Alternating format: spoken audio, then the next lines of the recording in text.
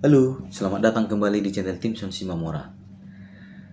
Baik teman-teman, kali ini kita akan membahas tentang tips menghadapi wawancara dan tips di dalam wawancara kerja di dalam sebuah perusahaan.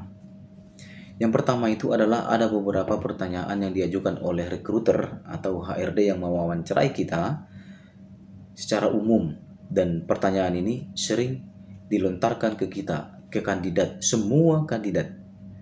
Pada umumnya ada beberapa pertanyaan yang menurut pengalaman saya dan sering saya lakukan adalah ada 7 pertanyaan yang sering dilontarkan oleh orang yang mewawancarai.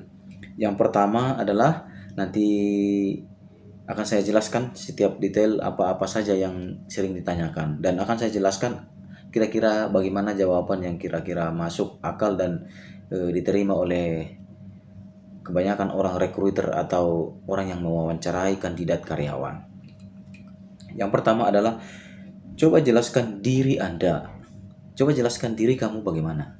Nah, pada saat ini si pewawancara atau orang yang mewawancarai kita ingin mengetahui kira-kira apakah karyawan ini atau kandidat ini memahami dirinya secara penuh, secara utuh, memahami kira-kira apa yang menjadi kelebihan dan kekurangannya, dan memahami kira-kira apa yang dia miliki, apa pribadinya sesungguhnya. Nah, itu yang mau digali di dalam pertanyaan yang pertama ini. Coba jelaskan diri kamu atau diri Anda.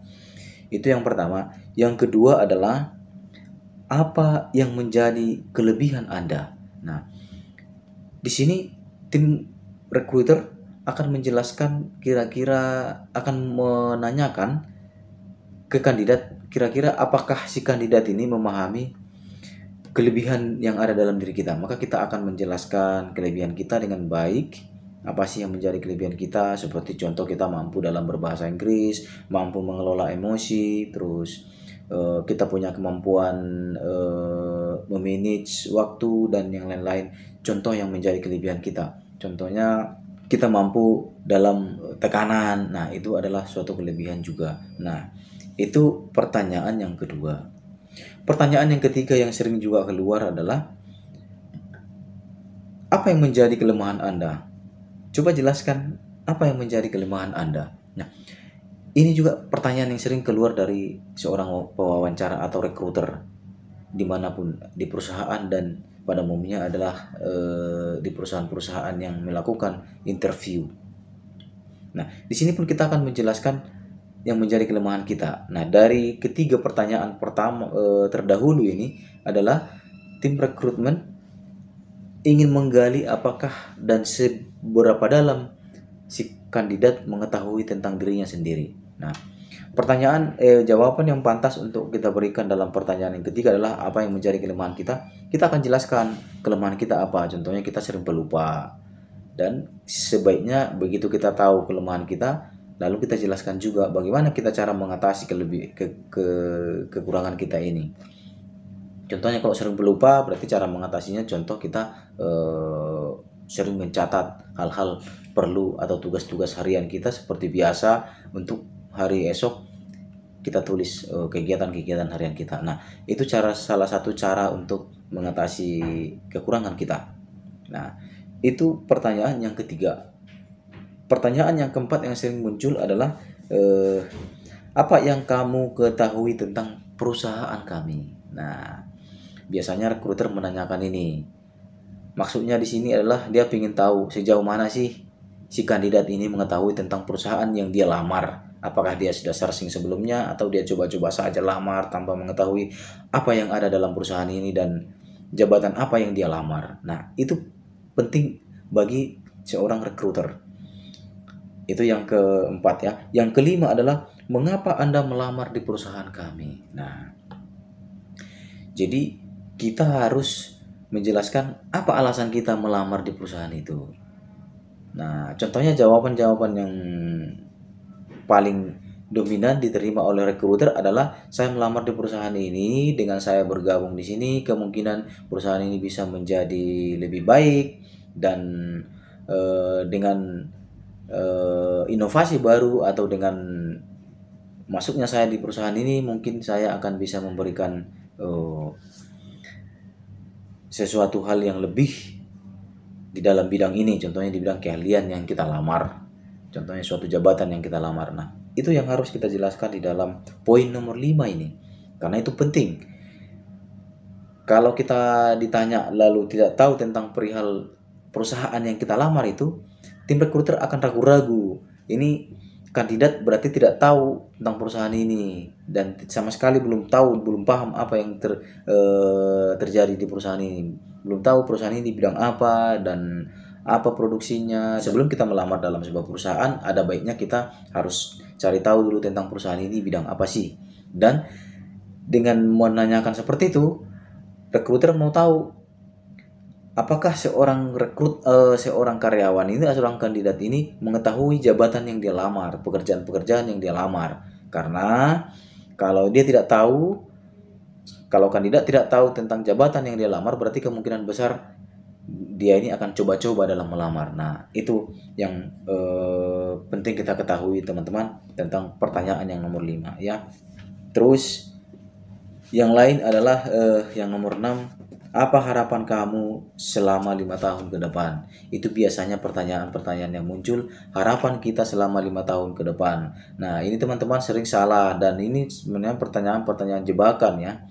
Teman-teman sering menjelaskan harapan secara pribadi dia, harapan pribadi dia tentang harapan-harapannya di 5 tahun ke depan.